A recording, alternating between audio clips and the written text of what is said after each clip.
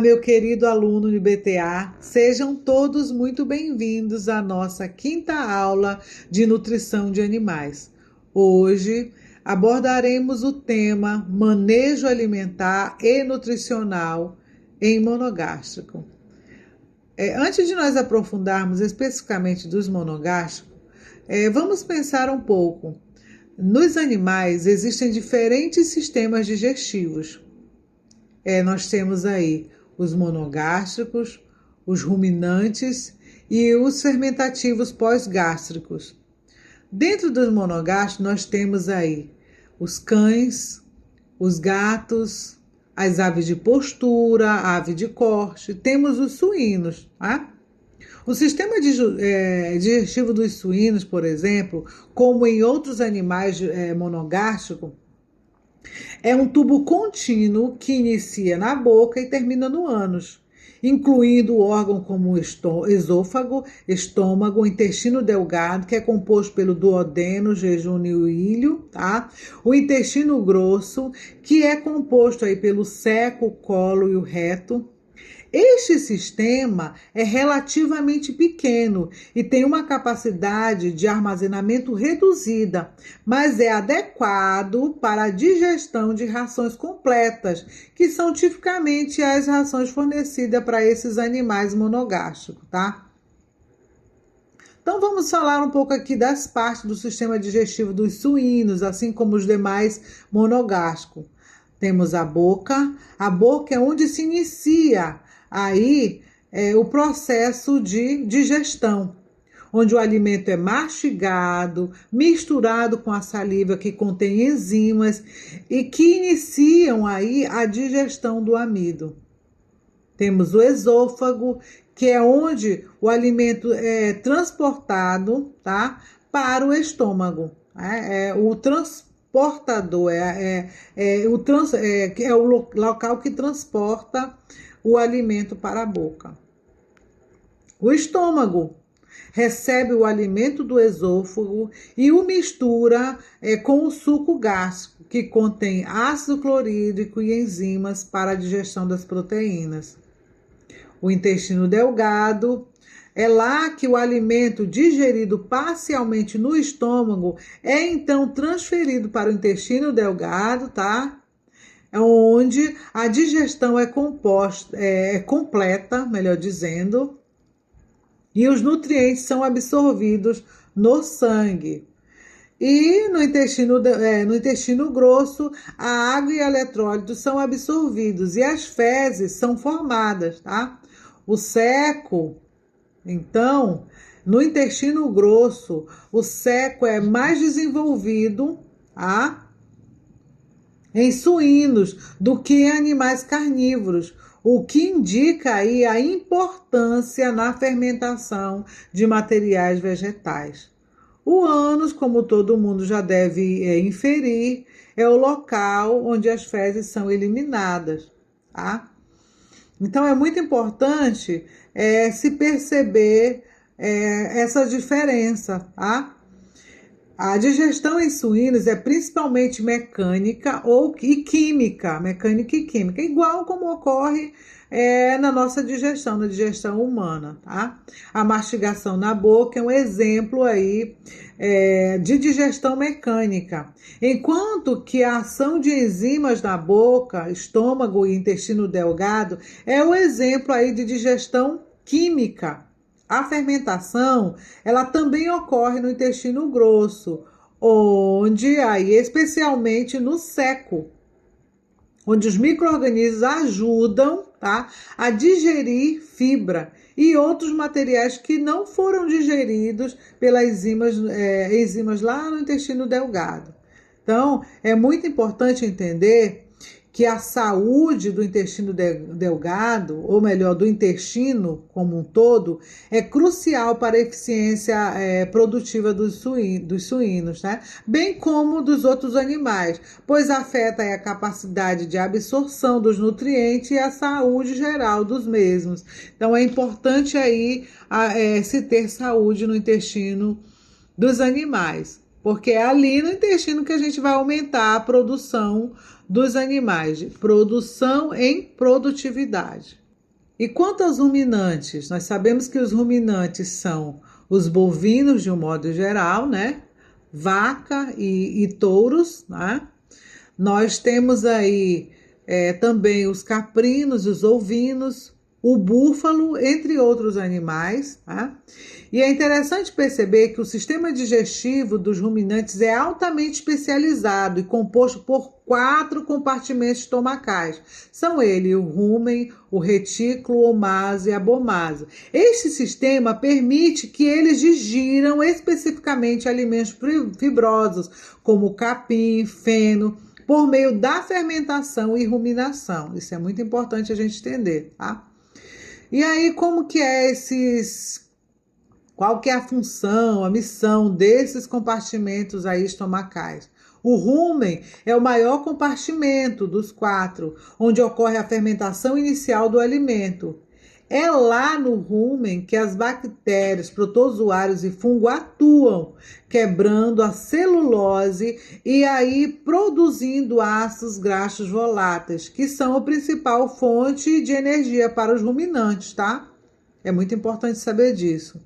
O retículo, ele conecta-se ao rumen e é responsável por ajudar a misturar e a espalhar o alimento no rumen. Ele também ajuda aí na remoção de partículas maiores, que são regurgitadas para a boca para serem mastigadas novamente, que é o processo aí de ruminação. No abomaso, ocorre aí a absorção da água e nutrientes no intestino delgado, reduzindo a quantidade de água que entra no próximo estômago, no próximo compartimento, tá? Que é aí o abomaso. O abomaso, ele já é tido como o estômago verdadeiro, pois é lá que ocorre a digestão química, com a ajuda de enzimas e ácido clorídrico. Isso aí é similar aí o que acontece no estômago humano, né? Então, como que ocorre o processo aí de digestão? A ingestão do alimento, aí inicia a ingestão do alimento, o animal ingere o capim ou outros alimentos vegetais fibrosos, tá? Promove aí com a boca a mastigação, a deglutição, tá?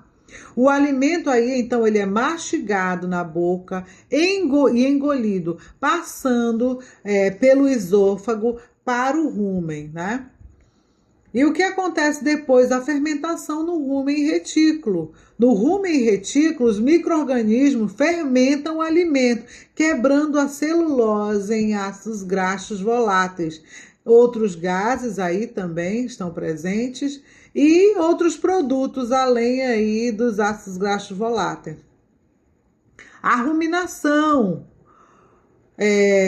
o digesto, ou melhor, o alimento que foi digerido, fermentado, retorna à boca para ser mastigado novamente. Aí o alimento é remastigado, sofre aí que é o processo da ruminação, né? Aumentando a área de superfície desse alimento e facilitando aí mais ainda a digestão do mesmo.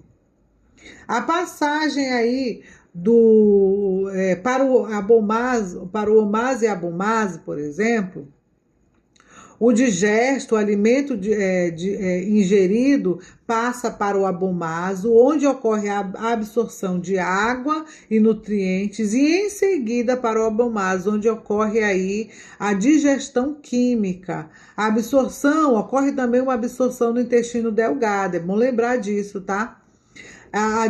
O digesto passa para o intestino delgado, onde são absorvidos os nutrientes restantes. E aí depois o que ocorre? O que foi absorvido no intestino delgado é então eliminado na forma de fezes, tá? A ruminação, gente, é fundamental para o processo digestivo dos ruminantes, tá? Pois permite que eles aproveitem melhor os nutrientes do alimento, dos alimentos fibrosos, que seriam digeridos, que seriam indigestíveis, melhor dizendo, para outros animais, né? Outros animais não aproveitariam esse alimento e o transformariam aí em carne ou leite, né? A fermentação no rumen também produz gases como o metano, que é eliminado pelo organismo do mesmo. É interessante lembrar que você pode hoje lançar mão de outros alimentos, né? De coprodutos alimentares, de modo a diminuir essa emissão de gases, especificamente o metano. E aí a gente tem também os fermentadores pós-gástricos, né? Que são aí os equinos, os coelhos, os avestruzes, né? O sistema digestivo do equino, por exemplo, é um sistema complexo e é adaptado à digestão de vegetais fibrosos, como forragem e capim.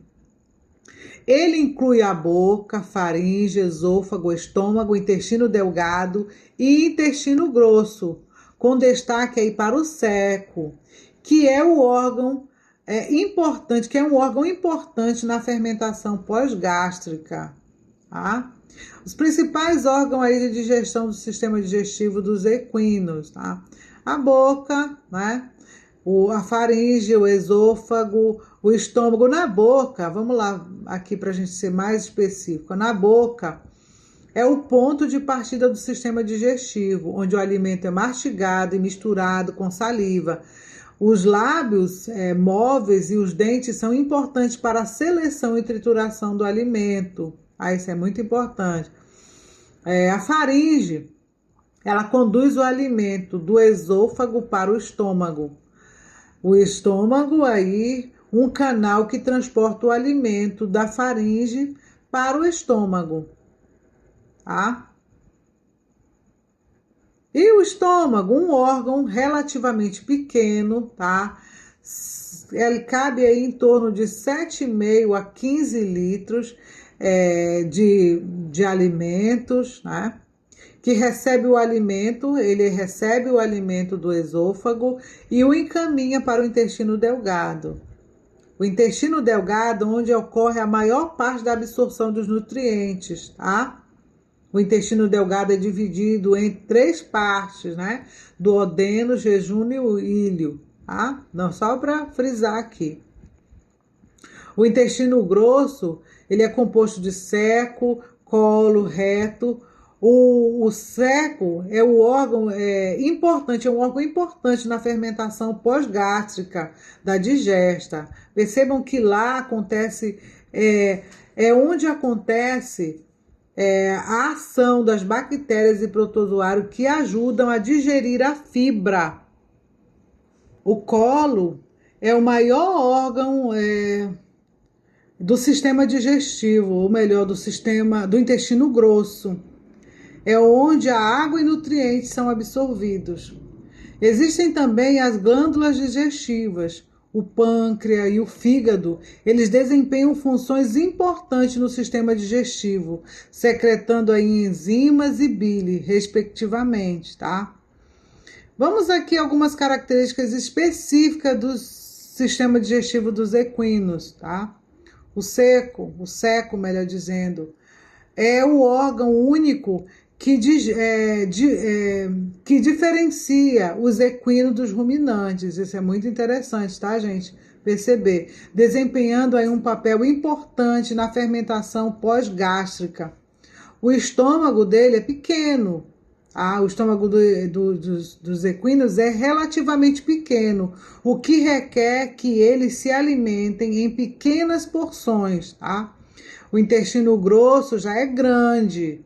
O intestino grosso dos equinos é grande e longo, tá? Permitindo que a fibra seja fermentada e aproveitada. Aqui acontece, nos equinos acontece a ausência da regurgitação. Os equinos não conseguem vomitar o alimento e remastigar, como faz o ruminante. Tá?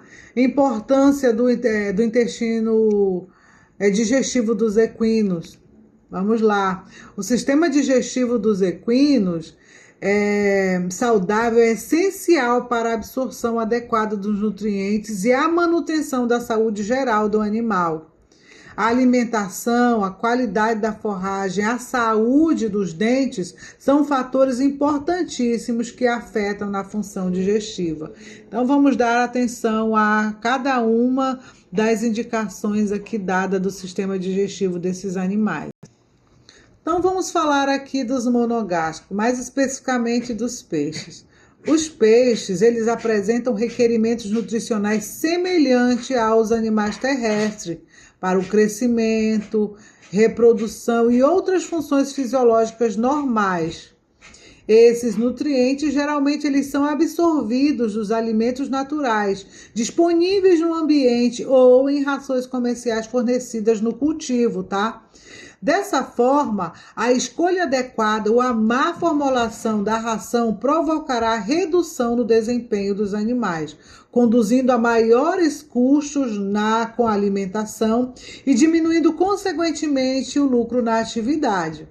Portanto, para a elaboração de rações adequadamente balanceadas, torna-se aí necessário conhecer as variações existentes na estrutura e fisiologia do sistema digestivo, tá, dos diferentes espécies de peixes que aí são cultivados e comercializados, tá?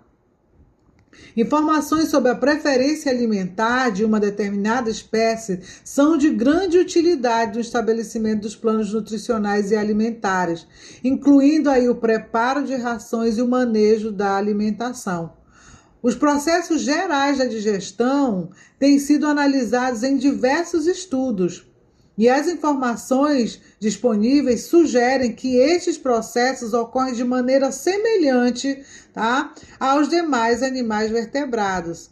Os peixes, eles apresentam variações na estrutura básica do trato gastrointestinal, se comparado aí aos outros vertebrados, os quais estão geralmente relacionados ao tipo de alimento consumido e ao ambiente, podendo aí influenciar a presença, tá, a composição, o formato e o tamanho de alguns órgãos em particular.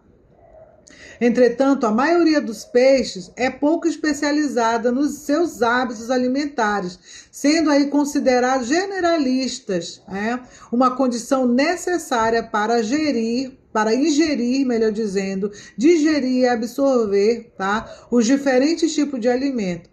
Mesmo quando ingerem um único tipo de alimento, pode substituí-lo aí por outro, diferente do outro, do primeiro, né, que consumiam, né? Se o primeiro estava indisponível, eles conseguem substituir tranquilamente por outro alimento. Ou ainda mudar o hábito alimentar ao longo de vida, sendo esta adaptação mais eficiente em espécies onívoras do que nas espécies carnívoras. Tenham atenção para isso. E aí, durante o desenvolvimento larval, muitas espécies sofrem alterações no hábito alimentar, passando de planctófagos, é ruim falar essas palavras, exclusivas, tá, a zooplanctófagos, tá? E posteriormente se especializando na ingestão de um determinado tipo de organismo. Portanto, especializar-se quanto ao hábito alimentar pode ser uma estratégia arriscada à sobrevivência de determinada espécie, tá? No ambiente natural, os peixes conseguem balancear suas dietas escolhendo entre diversos itens alimentares disponíveis ali naquele local. Os que melhor suprem suas exigências nutricionais aí e preferências alimentares. Eles estão em vida livre, né?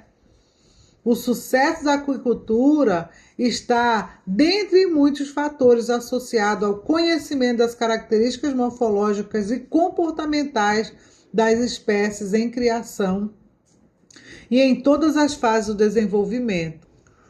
O conhecimento dos hábitos alimentares dos peixes aí é extremamente importante para o fornecimento das rações, uma vez que auxilia na determinação das necessidades nutricionais de cada espécie. Peixes carnívoros, por exemplo, como aí o surubim, o dourado, a traíra, o pacamã, eles aproveitam melhor os alimentos de origem animal, pois eles necessitam de alta proteína na ração, quando criados em cativeiros. Então, a missão do produtor aí é fornecer um alimento altamente proteico, já que os animais são animais que têm mais afinidade por carne, são peixes carnívoros, melhor dizendo. As espécies onívoras, como a tilápia, o pacu, o tambaqui, e herbívoras aí, como as carpas, no entanto, eles, né, são menos exigentes, tá? Em conteúdo proteico e aproveitam bem uma variedade maior de alimento. Então, eles são mais fáceis de serem criados, tá? Então, tenham atenção quanto à espécie de animais que vocês vão criar, tá? Então, vamos aqui, ó, os hábitos alimentares de peixe e suas principais características. Quanto ao hábito alimentar dos peixes herbívoros, eles apresentam a flora bacteriana intestinal abundante, são capazes de digerir de 3 a 4% do peso vivo em fibras. Então, tenha atenção para isso. Já os onívoros, eles consomem ração e frequentemente aproveitam pequenos invertebrados, plantas, frutas e matéria orgânica em decomposição,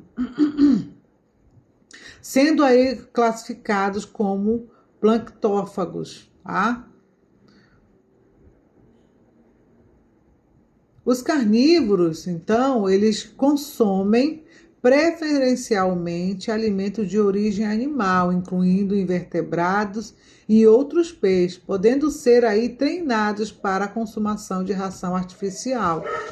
Então, tenhamos muita atenção quanto a isso.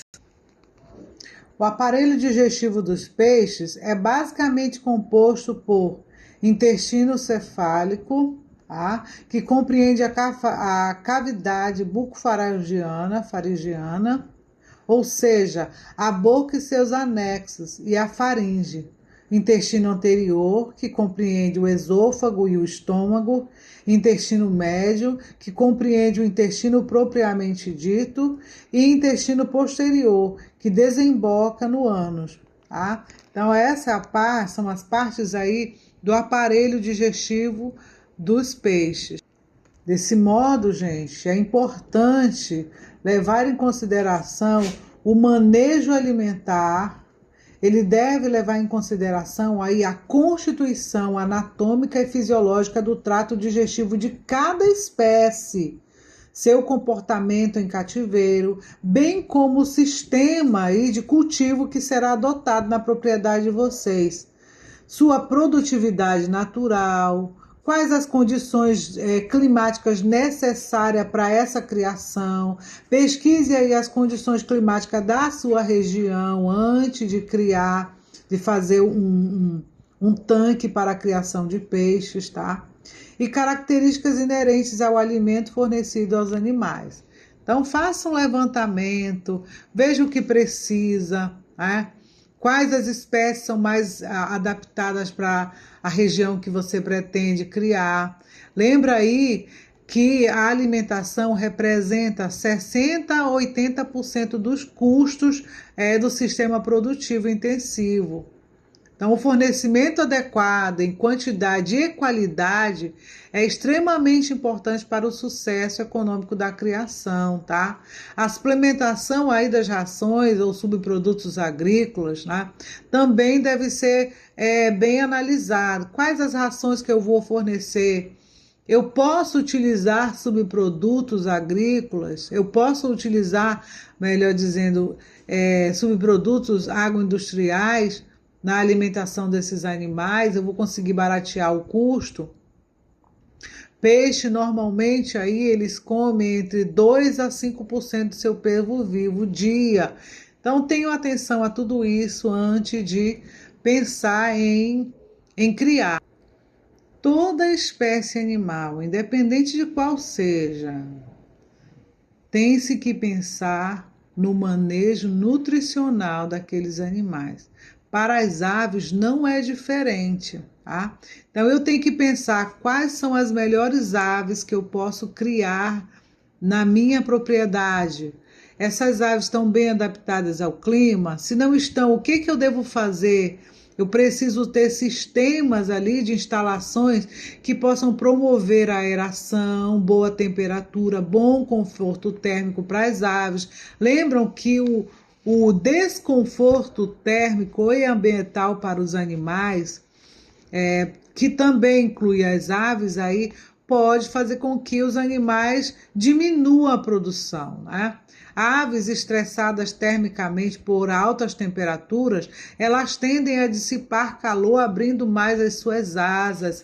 Elas, em vez de estarem determinando a energia para a produção de ovos ou de ganho corporal para produção de carne, aí elas estão, na verdade, destinando a energia, o consumo de energia para regulação da temperatura. Então isso é muito importante, né? O local que eu vou criar. Lembrem-se que antes, né, bem antigamente, aí 1957, por exemplo, as aves passavam muito tempo no sistema de criação para darem aí em torno de 900 gramas, 56 dias para dar como resultado dessa criação aí 903 gramas, né? E aí com o processo de melhoramento genético, com todo o trabalhar, né, nutricional, o manejo nutricional, as instalações, manejo sanitário, né? Uma série de fatores foi fazendo com que essas aves ficassem menos tempo no sistema de criação e fosse ao abate com mais pesadas. Olha, em 78, essas aves elas passaram a ganhar mais peso, ficar menos tempo aí no sistema produtivo. Hoje aí as aves ficam muito mais tempo ainda, né? E em 2005 a gente vê aí aves com 4,202 kg, né? Então, o melhoramento genético, o conhecimento tecnológico do homem para produzir mais, para fazer com que o animal convertesse mais rapidamente o alimento consumido, gastasse menos energia para menos energia na questão do estresse térmico ou qualquer outra coisa, barulhos ou coisa parecida que pudessem interferir aí na produção. Então é muito importante a gente entender isso. Então quando se fala aí de manejo nutricional das aves, deve-se considerar aí o peso corporal, a idade animal, o nível de alimentação necessário. Eu tenho que levar em consideração as instalações, as cortinas que eu vou determinar para essas instalações, os ventiladores, né? O manejo sanitário, né, que eu vou determinar ali para aquela instalação, a adaptação das aves àquele sistema produtivo, né? O suplemento adequado em aminoácidos e proteína bruta que eu vou fornecer para os animais. Eu estou fornecendo energia suficiente para a produção de carne e ovos. Então, tudo isso eu tenho que levar em consideração quando eu estou criando aves. Não só aves, mas os animais de produção de um modo em geral. Eu tenho que dar atenção a um conjunto de coisas, né? Não é só eu promover aí, eu adquirir animais geneticamente puros, bons, né? Com raças especializadas, obter raças especializadas para corte, né? No caso das aves, para postura, né? Não é só isso, é um conjunto de fatores, são um conjunto de fatores. Então, eu peço a vocês que estudem o material que está disponível no AVA, tá? E se tiverem alguma dúvida, estarei à disposição de vocês para tirá-las, tá? Estudem e até a nossa próxima aula. Tchau, tchau.